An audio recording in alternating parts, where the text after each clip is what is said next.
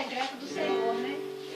E que as nossas lágrimas são regradas como oração diante de Deus, né? E o Senhor tem feito grandes coisas na nossa vida.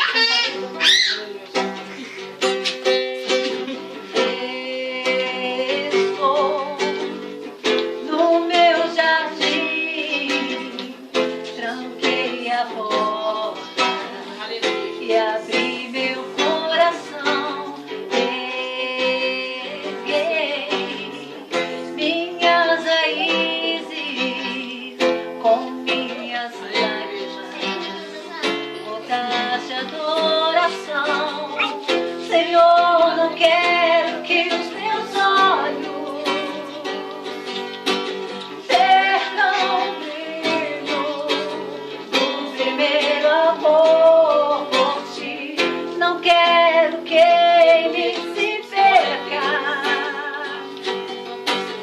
O desejo de te adorar. Vem, Senhor, e me resgata todos os dias só pra te adorar. Quero ser teu bom perfume, primeira essência, jardim particular.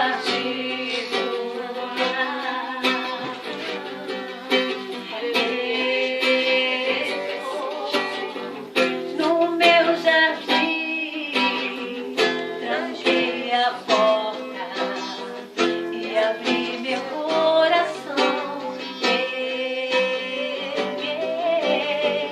Erguei minhas raízes com minhas lágrimas, gotas de adoração. Senhor, não quero que os meus olhos percam o brilho do primeiro amor por ti. Não quero que ele se perca. O desejo de te adorar. Vem, Senhor, e me resgata todos os dias só pra te adorar. Quero ser teu bom perfume, primeira essência, jardim particular. Você pode também fazer essa oração? Vem, Senhor, e me resgata todos os dias só pra te adorar. Quero ser teu bom perfume, primeira essência, jardim particular. Glória a Deus. Glória a Deus. E me resgata todos os dias só pra te adorar.